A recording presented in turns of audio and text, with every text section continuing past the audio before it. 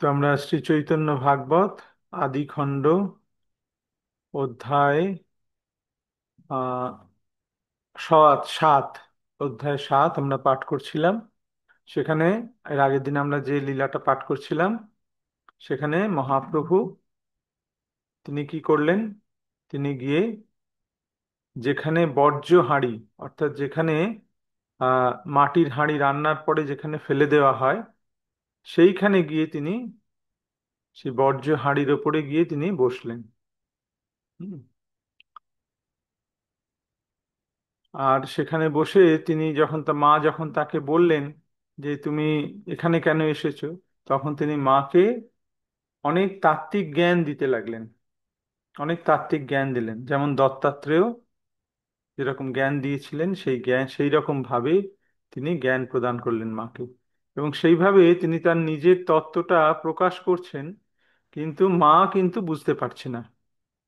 যেমন তিনি বলছেন, প্রভু বলে মাতা তুমি বড় শিশুমতি, অপবিত্র স্থানে কভু মোর নাহি স্থিতি। মা, তোমার তো ছোট ছেলের মতন বুদ্ধি। আমি যেখানে থাকি সেখানে কি আমি কি কখনো অপবিত্র স্থানে থাকি? যথা মোর স্থিতি সেই সর্বপুণ্য স্থান, গঙ্গা আদি সর্বতীর্থ তহি অধিষ্ঠান। যেখানে আমি থাকি, আমার স্থিতি, সেই স্থানই পুণ্য স্থান হয়ে যায়। সেখানে গঙ্গা আদি সমস্ত তীর্থ সেখানে বিরাজ করে। আমার সে কাল্পনিক সূচি বা অসুচি, স্রষ্টার কি দোষ আছে মনে ভাবো বুঝি। হ্যাঁ, লোক বেদ মতে যদি অশুদ্ধ বা হয়, আমি পরশিলেও কি অশুদ্ধতা রয়? যদি লোক মতে বা বেদ মতে যদি কোনো কিছুকে অশুদ্ধ বলা হয়, কিন্তু আমার স্পর্শ মাত্রই সমস্ত অশুদ্ধতা দূর হয়। কিন্তু সচিমাতা কিন্তু বুঝতে পারছেন না। তিনি ভাবছেন, আমার নিমাই এসব কি সব বলছে, এসব হাঁড়িতে মূলে নাহিক দূষণ, তুমি যাতে বিষ্ণু লাগি করিলা রন্ধন। বিষ্ণুর রন্ধনস্থলী কভু দুষ্ট নয়, সে হাঁড়ি পরশে আর স্থান শুদ্ধ হয়। হ্যাঁ, আগেই বললেন যে আমি পরশিলেও কি অশুদ্ধতা রয়, আমি যে যদি স্পর্শ করি সেটা কি আর অশুদ্ধ থাকে? এইবার কথাটাকে একটুখানি ঘুরিয়ে দিলেন, যে যে হাঁড়িতে তুমি বিষ্ণুর জন্য রান্না করেছো, প্রসাদ হয়েছে যে যে হাঁড়ি, সেটা কি কখনো অশুদ্ধ হয়? সেই হাঁড়ির স্পর্শে, যে প্রসাদ যে হাঁড়িতে রান্না হয়েছে, সেই হাঁড়ির স্পর্শে সমস্ত কিছু শুদ্ধ হয়ে যায়। এতে কি আমার বাস নহে মন্দ স্থানে, সবার শুদ্ধতা মোর পরশ কারণ।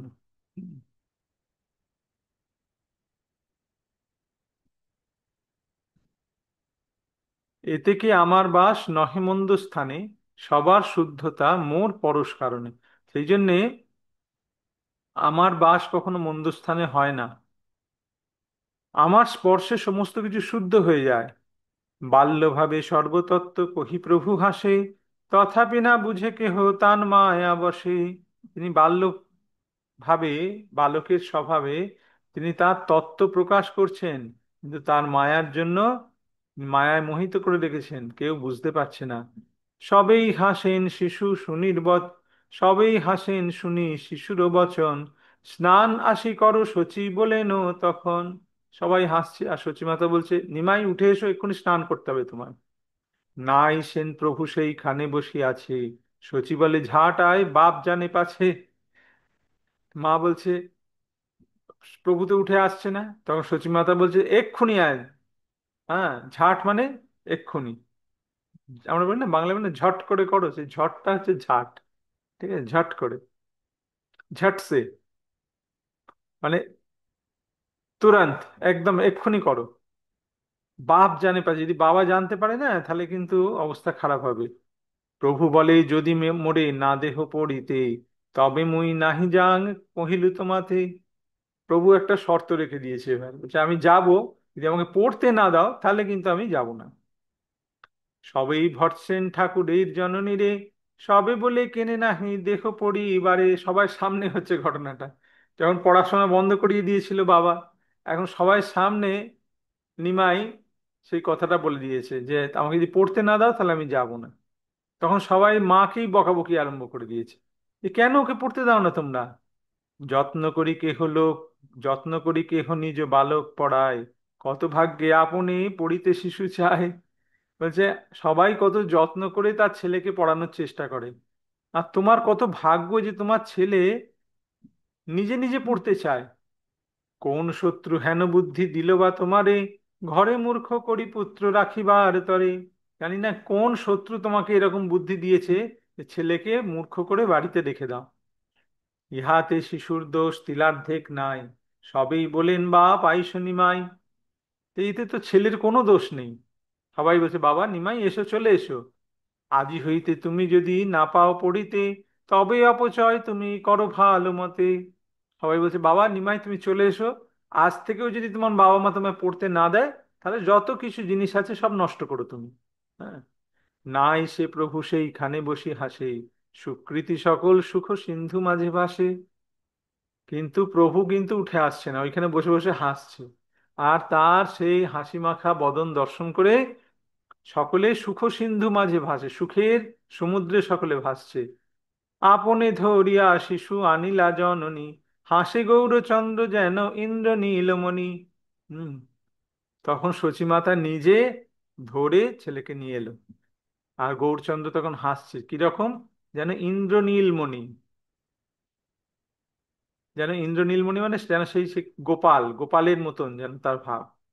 তত্ত্ব কহিলেন প্রভু দত্তাত্রেয় ভাবে, না বুঝিল কেহ বিষ্ণু মায়ারও প্রভাবে। দত্তাত্রেয়র ভাবে তিনি সমস্ত তত্ত্ব বলছেন, সাংখ্য দর্শন বলছেন। হ্যাঁ, আর বিষ্ণু মায়ার প্রভাবে কেউ সেটা বুঝতে পারছে না। স্নান করাইলা লইয়া শচী পুণ্যবতী, হেন কালে আইলেন মিশ্র মহামতি। মিশ্র স্থানে শচী সব কহিলেন কথা, পড়িতে না পায় পুত্র মনে ভাবে ব্যথা।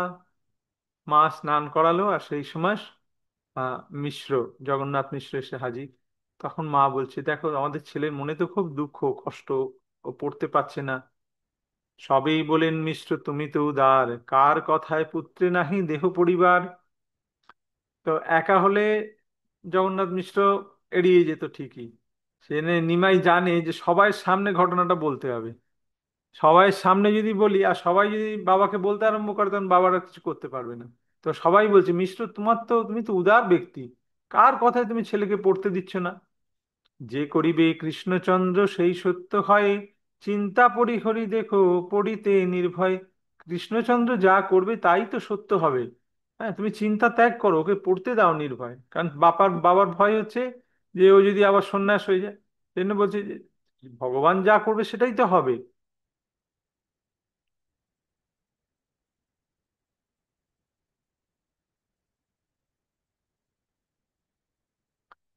ভাগ্য সে বালক চাহে আপনে পড়িতে, ভালো দিনে যোগ্য সূত্র দেখো ভালো মতে। মিশ্র বলে তোমরা পরম বন্ধুগণ, তোমরা যে বলো সেই আমারও বচন। যে ভালো করে ওকে পড়তে দাও, তোমার ভাগ্য যে তোমার ছেলে পড়াশোনা করতে চায়। হ্যাঁ, অন্যের ছেলে তো পড়াশোনা করতে চায় না, আমাদের ছেলেরা তো পড়াশোনা করতেই চায় না। তোমার ছেলে পড়াশোনা করতে চায় আর তুমি তাকে পড়তে দিচ্ছ না, এই কি রকম কথা।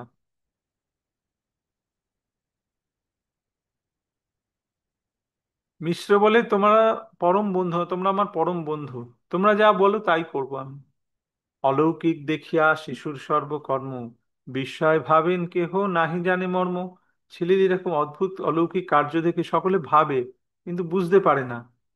মধ্যে মধ্যে কোন জন অতি ভাগ্যবানে, পূর্বে কখি রাখিয়াছে জগন্নাথ স্থানে। প্রাকৃত বালক কভু এ বালক নহে, যত্ন করি এ বালকে রাখিও হৃদয়ে।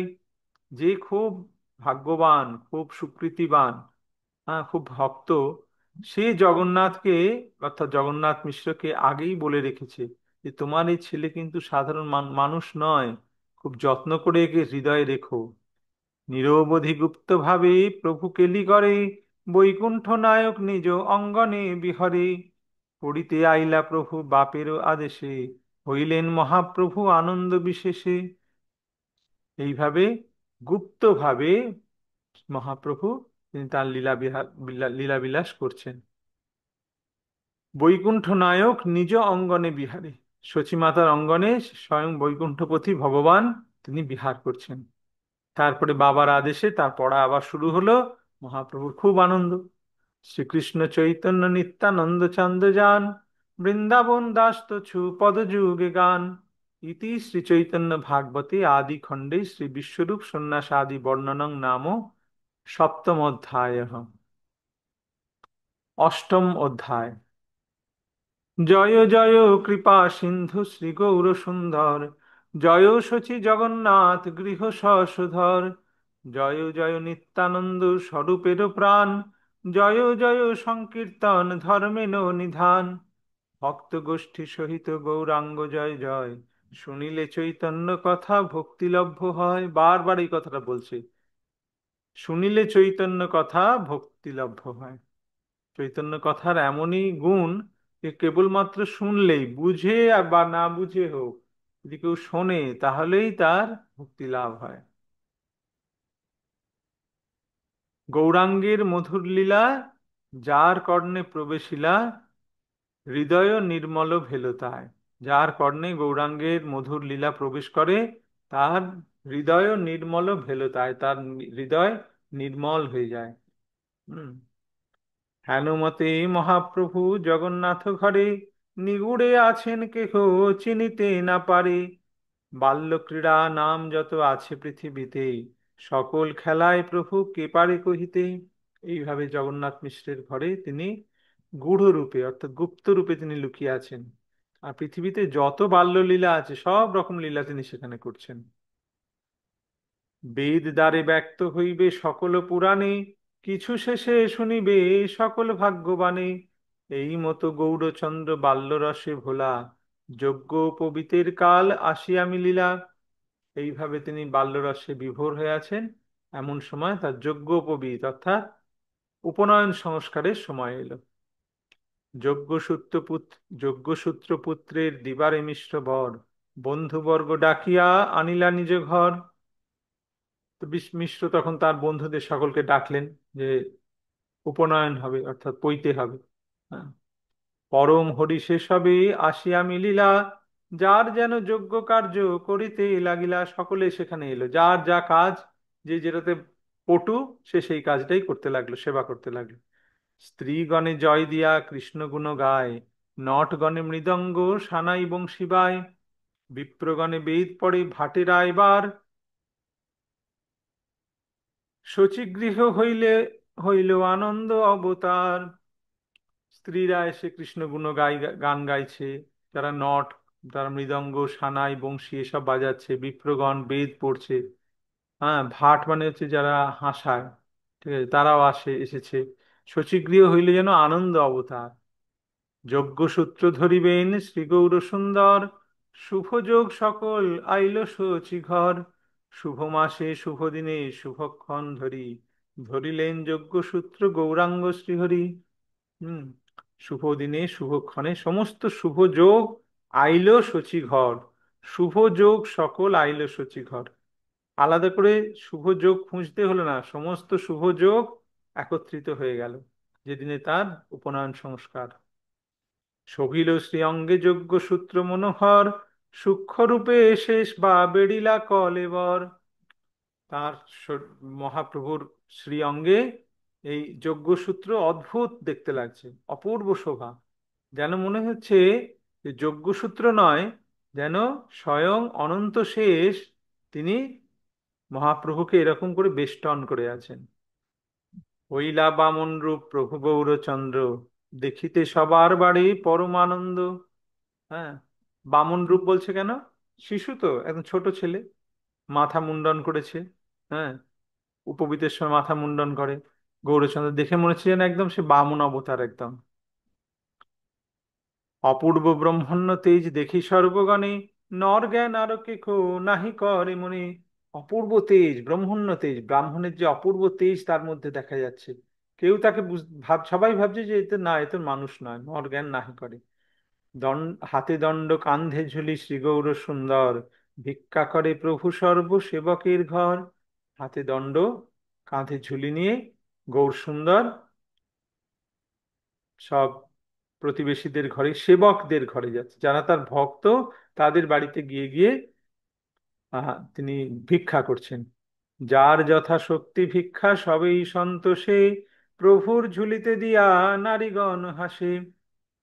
যার যা ক্ষমতা তারা প্রভুকে ভিক্ষা দিচ্ছে।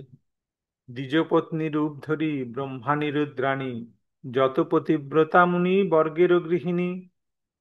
শ্রীবামন রূপ প্রভুর দেখিয়া সন্তোষে, সবেই ঝুলিতে ভিক্ষা দিয়া দিয়া হাসে। দ্বিজপত্নী রূপ ধরি ব্রহ্মাণী রুদ্রাণী, ব্রহ্মাণী এবং রুদ্রাণী মানে স্বয়ং পার্বতী দেবী দ্বিজপত্নী রূপ ধরে এসেছে। তারা ব্রাহ্মণীর রূপ ধারণ করে সেখানে এসেছে। যত পতিব্রতা মুনিগণের গৃহিণীরা আছে তারা এসেছেন কেন? প্রভুর এই শ্রী বামন রূপ দেখার জন্য, আর তাকে ভিক্ষা দিচ্ছেন। প্রভুও করেন শ্রী বামন রূপ লীলা, জীবের উদ্ধার লাগি এ সকল খেলা। জীবকে উদ্ধার করার জন্য ভগবান এই সমস্ত লীলা করেন। কারণ এই লীলা দর্শন করে, এই লীলা শ্রবণ করে জড়জগতে মানুষ, তারা জড়জগতের বন্ধন থেকে মুক্তি লাভ করবে। হুম।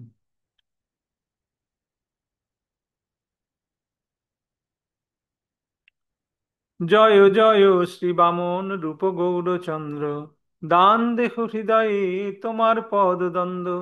যে শুনে প্রভুর যোগ্য সূত্রের গ্রহণ, সে পায় চৈতন্য চন্দ্র চরণে শরণ। হেন মতে বৈকুণ্ঠ নায়ক শচী ঘরে, বেদের নিগুড় নানা মত ক্রীড়া করে। জয় জয় শ্রী বামন রূপ গৌরচন্দ্র, সেই বামন দেবের মতন রূপযুক্ত গৌরচন্দ্রের জয় হোক। দান দেখো হৃদয়ে তোমার পদদ্বন্দ্ব, তুমি আমাকে এই দান দাও যে তোমার চরণ যুগল আমি যেন হৃদয়ে ধারণ করতে পারি। যে শুনে প্রভুর যোগ্য সূত্রের গ্রহণ, যে এই লীলা শ্রবণ করে, যে প্রভু যজ্ঞসূত্র গ্রহণ করলেন, সে পায় চৈতন্য চন্দ্র চরণে শরণ, সে চৈতন্য চন্দ্রের চরণে শরণাগতি লাভ করে। হুম। শুধু শুনলেই, এর থেকে সরল আর কি হতে পারে? কলিযুগে ভগবান এত সরল করে দিয়েছেন যে যদি এই লীলাটাকেও শ্রবণ করে তাহলেই সে চৈতন্য চরণে শরণ লাভ করবে, শরণাগতি আসবে। হেন মতে বৈকুণ্ঠ নায়ক শচী ঘরে, বেদের নিগূঢ় নানা মত ক্রীড়া করে। এরকম ভাবে বৈকুণ্ঠ নায়ক শচীদেবীর ঘরে বেদের নিগূঢ় যে সমস্ত লীলা সেই সব লীলা করছেন। ঘরে সর্বশাস্ত্রের বুঝিয়া সমীহিত, গোষ্ঠী মাঝে প্রভুর পড়িতে হইল চিত। নবদ্বীপে আছে অধ্যাপক শিরোমণি, গঙ্গাদশ পণ্ডিত জয় হেন সান্দীপনী। সর্বশাস্ত্রের বুঝিয়া সমীহিত, সে তিনি চাইলেন যে আমি একটুখানি একা একা না পড়ে বাড়িতে আমি একটু বন্ধুদের সঙ্গে সকলকে নিয়ে স্কুলে পড়বো, পাঠশালায় পড়বো। আর নবদ্বীপে আছে অধ্যাপক শিরোমণিকে গঙ্গাদাস পণ্ডিত যেন সান্দীপনী মুনি। সান্দীপনী মুনি কে ছিলেন? তিনি ছিলেন কৃষ্ণ বলরামের গুরু, কৃষ্ণ বলরামকে শিক্ষা প্রদান করেছিলেন। এই গঙ্গাদাস পণ্ডিত যেন সাক্ষাৎ সান্দীপনী। ব্যাকরণ শাস্ত্রের একান্ত তত্ত্ববিদ, তার ঠাঁই পড়িতে প্রভুর সমীহিত। এই গঙ্গাদাস পণ্ডিত হচ্ছেন সান্দীপনী মুনি। ব্যাকরণ শাস্ত্রের একান্ত তত্ত্ববিদ, তার ঠাঁই পড়িতে প্রভুর সমীহিত, তার কাছে প্রভু পড়তে যাবেন। কারণ ভগবানের লীলায় প্রত্যেকের যা রোল সেই রোলটা সাধারণত অপরিবর্তিত থাকে। আগে যিনি সন্দীপনী ছিলেন তিনি এখন এসেছেন গঙ্গাদাস হয়ে। হ্যাঁ। আগে যিনি বৃহস্পতি ছিলেন তিনি এসেছেন সার্বভৌম ভট্টাচার্য রূপে। এরকম প্রত্যেকের আলাদা আলাদা রোল, তারা সেই একই রোল প্লে করতে এসেছে। তিনি ব্যাকরণ শাস্ত্রে গঙ্গাদাস অসামান্য পণ্ডিত, বুঝিলেন পুত্রের ইঙ্গিত মিশ্র বর, পুত্র সঙ্গে গেলা গঙ্গা দাস দ্বিজ ঘর। মিশ্র দেখি গঙ্গাদাস সম্ভ্রমে উঠিলা, আলিঙ্গন করিয়া এক আসনে বসিলা। গঙ্গাদাস কাছে জগন্নাথ মিশ্র ছেলেকে নিয়ে গেলেন, তাকে দেখেই গঙ্গাদাস সম্ভ্রমে উঠে দাঁড়িয়ে তাকে আলিঙ্গন করলেন এবং আসনে বসতে দিলেন। মিশ্র বলেই পুত্র আমি দিলু তোমার স্থানে, পড়াইবা শুনাইবা সকল আপনে। গঙ্গাদাস বলে বড় ভাগ্য সে আমার, পড়াইমু যত শক্তি আছয় আমার। মিশ্র বললেন আমার ছেলেকে তোমার কাছে আমি দিয়ে দিলাম, তোমার হাতে সমর্পণ করলাম, তুমি ভালো করে ওকে পড়িও। গঙ্গাদাস বলছে আমার পরম সৌভাগ্য, আমার যত শক্তি আছে সব শক্তি দিয়ে আমি ওকে পড়াবো। শিষ্য দেখি পরমানন্দে গঙ্গাদাস, পুত্র প্রায় করিয়া রাখিলা নিজ পাশ। আর এইরকম শিষ্য পেয়ে গঙ্গাদাস পরম আনন্দিত, একদম ছেলের মতন তাকে সবসময় নিজের পাশে রাখেন। যত ব্যাখ্যা গঙ্গাদাস পণ্ডিত করেন, সকৃত শুনিলে মাত্র ঠাকুরও ধরেন। গঙ্গাদাস পণ্ডিত যা ব্যাখ্যা করেন, হুম, সকৃত মানে একবার, একবার মাত্র শ্রবণ করলেই ঠাকুর সব মনে রাখতে পারে, সব ধরে নেয়। গুরুর যতেক ব্যাখ্যা করেন ও খণ্ডন, পুনর্বার সেই ব্যাখ্যা করেন স্থাপন। শুধু তাই নয়, তিনি আবার গুরুর যে ব্যাখ্যাটা করলেন সেটাকে খণ্ডন করে দেন, আবার তাকে পুনর্বার স্থাপনও করেন। সহস্র সহস্র শিষ্য পড়ে যতজন, হেন কারো শক্তি নাহি দিবারে দূষণ। হাজার হাজার ছেলে পড়ে, শিষ্য পড়ে, কিন্তু কারুর এমন ক্ষমতা নেই যে গঙ্গাদাস পণ্ডিতের ব্যাখ্যায় কিছু ভুল ধরতে পারে। দেখিয়া অদ্ভুত বুদ্ধি গুরু হরষিত, সর্বশিষ্য শ্রেষ্ঠ করি করিলা পূজিত। শিষ্যের এরকম অদ্ভুত বুদ্ধি দেখে গুরু অত্যন্ত হর্ষিত, খুব আনন্দিত। সমস্ত শিষ্যদের মধ্যে তিনি তাকে শ্রেষ্ঠ করে রেখেছেন, এ হচ্ছে আমার শ্রেষ্ঠ শিষ্য। যত পড়ে গঙ্গা দাস পণ্ডিতের স্থানে, সবারই ঠাকুর চালেন অনুক্ষণে। আর যত ছাত্র গঙ্গাদাস পণ্ডিতের কাছে পড়ে, ঠাকুর তাদের সকলকেই চালনা করে, চালনা করে মানে তাদের সকলের সঙ্গে এরকম লীলা করেন, চালনা করেন। শ্রী মুরারি গুপ্ত শ্রী কমলাকান্ত নাম, কৃষ্ণানন্দ আদি যত গোষ্ঠীর প্রধান। মুরারি গুপ্ত, কমলাকান্ত, কৃষ্ণানন্দ এরা সব গোষ্ঠীর প্রধান, এরা সব হেড। সবারে চালয় প্রভু ফাঁকি জিজ্ঞাসিয়া, শিশু জ্ঞানে কেহ কিছু না বলে হাসিয়া। তারা সব বড় বড় কিন্তু, উঁচু ক্লাসে পড়ে। আর মহাপ্রভু তাদের কাছে গিয়ে, তারা সব দাদার মতন বড় বড়, তাদের কাছে গিয়ে বলে, আচ্ছা বলো তো এই ব্যাকরণের এই ফাঁকিটা বলো, ওটা বলো, সেটা বলো, তাদেরকে গিয়ে পড়া ধরে। আর শিশু জ্ঞানে তারা কিছু বলে না, হেসে চলে যায়। এই মতো প্রতিদিন পড়িয়া শুনিয়া, গঙ্গা স্নানে চলে নিজ বয়স্য লইয়া। এইভাবে পড়াশোনা করার পর তার নিজের বন্ধুদের নিয়ে তিনি গঙ্গা স্নানে প্রতিদিন যান। পড়ুয়ার অন্ত নাহি নবদ্বীপপুরে, পড়িয়া মধ্যাহ্ন সবে গঙ্গা স্নান করে। নবদ্বীপে পড়ুয়ার অন্ত নেই, কত শিষ্য যে পড়ে তার কোনো ঠিক নেই। হ্যাঁ, মধ্যাহ্ন পর্যন্ত পড়াশোনা করে তারা সকলে গঙ্গা স্নানে যায়। এক অধ্যাপকের সহস্র শিষ্যগণ, অন্যে অন্যে কলহ করেন অনুক্ষণ। আর গঙ্গা স্নানে করতে গিয়ে সমস্ত ছাত্ররাই সেখানে আসে, সব সমস্ত অধ্যাপকদের ছাত্ররা, আর তারা নিজেদের মধ্যে সব কলহ লেগে যায়। প্রথম বয়স প্রভু স্বভাব চঞ্চল, পড়ুয়াগণের সহ করেন কোন্দল। ছোট ছেলে নিমাই, প্রথম বয়স, তাই স্বভাব অত্যন্ত চঞ্চল চঞ্চল। তিনি সব পড়ুয়াদের সঙ্গে ঝগড়া লাগিয়ে দেন। কি বলে ঝগড়া লাগান? কেহ বলে তোর গুরু কোন বুদ্ধি তার, কেহ বলে এই দেখ আমি শিষ্য যার। কেউ বলে, ও তোর গুরু তার কি বুদ্ধি রে, তোর গুরুর তো কত বুদ্ধি আমার জানা আছে। আর বলছে এই দেখ আমি তার শিষ্য, দেখ আমার সঙ্গে তুই কর, তর্ক কর। এই মতো অল্পে অল্পে হয় গালাগালি, তবে জল ফেলাফেলি তবে দেয় বালি। এইরকম ভাবে কথা কথা কথা কাটাকাটি হতে হতে গালাগালি, তারপরে জল ফেলাফেলি, একে অপরের গায়ে জল ফেলতে লাগে, তারপরে বালি ছুঁড়তে আরম্ভ করে। তবে হয় মারামারি, যে যে যাহারে পারে, কর্দম ফেলিয়া কারো গায়ে কেহ মারে। তারপরে জল ফেলাফেলি হয়ে গেল, বালি ছোঁড়াছুড়ি, তারপরে আর মুখে কথা নেই, এবার মারামারি। মারামারি হয়ে যায়, যে যাকে পারে কাদার মধ্যে ফেলে তার গায়ে কাদা ফাদা মাখিয়ে এসব করে।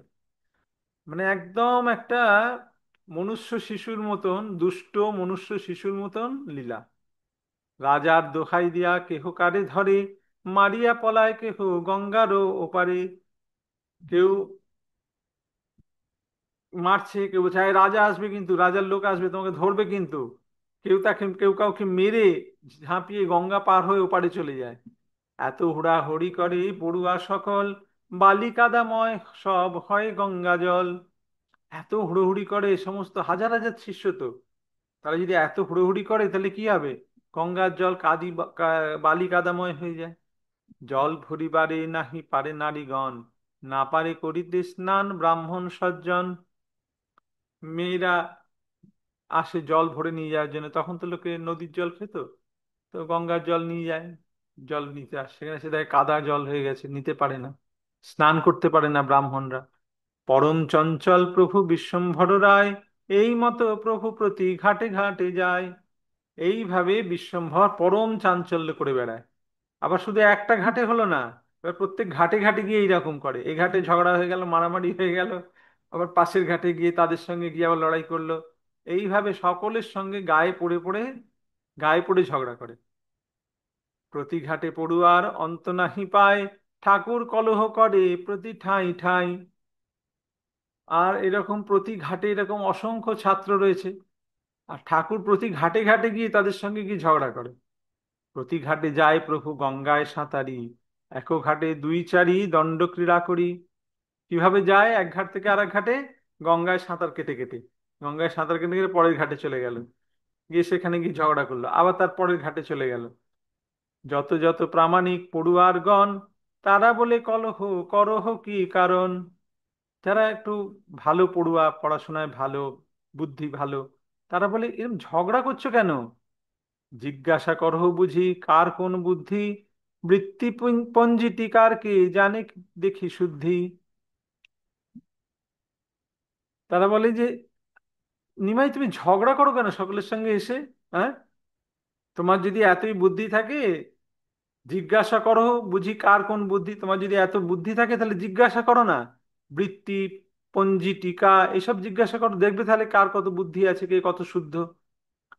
এই কথা শুনে নিমাই তখন বলে, প্রভু বলে ভালো ভালো এই কথা হয়, জিজ্ঞাসুক আমারে যাহার চিত্তে লয়। একদম ওপেন চ্যালেঞ্জ। প্রভু তখন বলে, হ্যাঁ হ্যাঁ, ভালো ভালো, ঠিক কথা বলেছো, ঠিক কথা বলেছো, তোমাদের মধ্যে কে আছে এসো, আমাকে এসো, এসে আমাকে প্রশ্ন করো। কেহ বলে এতে কেন করো অহংকার, প্রভু বলে জিজ্ঞাসা হো যে চিত্তে তোমার। কেউ বলে, নিমাই এত অহংকার তোমার পড়ার, বিদ্যার? প্রভু বলে, আরে ঠিক আছে ঠিক আছে, জিজ্ঞাসা তো করো, তোমাদের যা প্রশ্ন আছে মনে আমাকে জিজ্ঞাসা করো। ধাতু সূত্র বাখানো হো বলে সে পড়ুয়া, প্রভু বলে বাখানি যে শুনো মন দিয়া। তখন সেই ছেলেটা বলছে, যাকে, যে এক তর্ক করছে, যার সঙ্গে তর্ক করছে প্রভু গিয়ে, সে বলছে, আচ্ছা বলো তো ধাতু সূত্র ব্যাখ্যা করো। প্রভু বলছে, বল, শোনো মন দিয়ে, যেটা বলি শোনো। সর্বশক্তি সমন্বিত প্রভু ভগবান, করিলেন সূত্র ব্যাখ্যা যে হয় প্রমাণ। ব্যাখ্যা শুনি সবে বলে প্রশংসা বচন, প্রভু বলে এবে শুনো করি যে খণ্ডন। সর্বশক্তি সমন্বিত প্রভু ভগবান, তিনি স্বয়ং ভগবান, সর্বশক্তি সমন্বিত, তিনি সেই সমস্ত সূত্রের ব্যাখ্যা প্রমাণ করে দেন, প্রমাণ করে ব্যাখ্যা করেন। ব্যাখ্যা শুনে সকলে বলে, কি অদ্ভুত ব্যাখ্যা করলে তো তুমি। তখনই আবার বলে, প্রভু বলে কি, এবার শুনো করি যে খণ্ডন, এবার শোনো, এটার কি ভুল আছে সেটাকে আমি খণ্ডন করে তোমাকে আবার দেখাই। বলে সে তার, তার যে কোনো ভুল আছে কেউ ধরতে পারছে না, মানে সেটাকে খণ্ডন করতে কেউ পারছে না, তিনি নিজের ব্যাখ্যায় নিজে খণ্ডন করেন। যত ব্যাখ্যা কইলা তাহা দুশিলা সকল, নিজেই যে ব্যাখ্যাগুলো করলো তার মধ্যে আবার দোষগুলোকে তিনি আবার নিজেই দেখিয়ে দিলেন, তিনি না দেখালে কেউ দেখতে পায়নি, কেউ ধরতে পারেনি। প্রভু বলে স্থাপ এবার কার আছে বল। সেটাকে ব্যাখ্যাটাকে খণ্ডন করে, নিজের ব্যাখ্যা খণ্ডন করে বললেন, এইবার ব্যাখ্যাটাকে আবার পুনঃস্থাপন করো, কার কত শক্তি আছে দেখি। চমৎকার সবেই ভাবেন মনে মনে, প্রভু বলে শুনো এবে করিয়ে স্থাপনে। তখন সবাই চলে, আরে কি অদ্ভুত, নিজেই ব্যাখ্যা করলো, সেই ব্যাখ্যার আবার সেটাকে আবার খণ্ডন করে দিল, আর খণ্ডন করার পরে বলছে সেটাকে আবার পুনঃস্থাপন করো। সবাই অবাক হয়ে যায়। প্রভু বলে, শোনো শোনো, এবার দেখো আমি সেটাকে আবার পুনঃস্থাপন করছি। পুনঃ হেন ব্যাখ্যা করিলেন গৌরচন্দ্র, সর্বমতে সুন্দর কোথাও নাহি মন্দ। সেটাকে আবার পুনঃস্থাপন করে দিলেন, সর্বমতে সুন্দর, কোথাও নাহি মন্দ, কোথাও তার একটুকু ত্রুটি নেই আর। যত সব প্রামাণিক পড়ুয়ারগণ, সন্তোষে সবেই করিলেন আলিঙ্গন। যত প্রামাণিক পড়ুয়ারগণ আছে, মানে যারা খুব পড়াশোনায় ভালো, যারা নিমাইকে বলেছিল যে ঝগড়া করো কেন, এসে প্রশ্ন করো, তারা তখন এসে নিমাইকে আলিঙ্গন করে। পড়ুয়া সকল বলে আজি ঘরে যাহ, পড়ুয়া সকল বলে আজি ঘরে যাহ, কালী যে জিজ্ঞাসি তাহা বলিবারে চাহ। পড়ুয়ারা সব বলে, ঠিক আছে ঠিক আছে, আজকে ঘরে যাও, কালই যে জিজ্ঞাসি তাহা বলিবারে চাও, কালকে যেটা জিজ্ঞাসা করবো সেটা এসে বলো আমাদের, কালকে তোমাকে অন্য প্রশ্ন করব।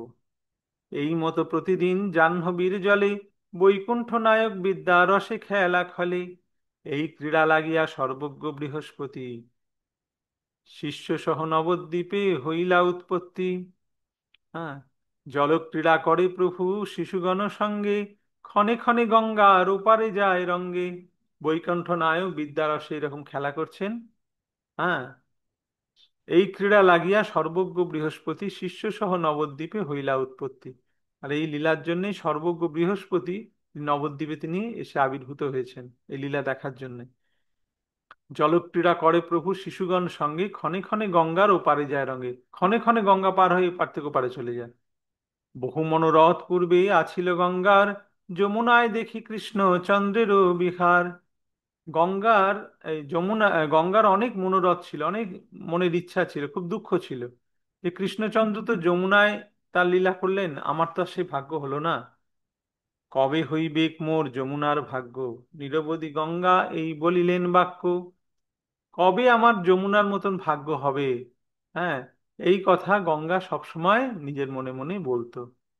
তো এখন মহাপ্রভু এসে সেই গঙ্গাকে ধন্য করলেন, যে নিমাই যেমন কৃষ্ণচন্দ্র যেমন যমুনায় আহ তার লীলাবিলাস করেছেন, সেই রকম গৌরচন্দ্র এসে গঙ্গার ভাগ্যকে এ করলেন। তো আজকে আমরা এই অবধি শ্রবণ করলাম।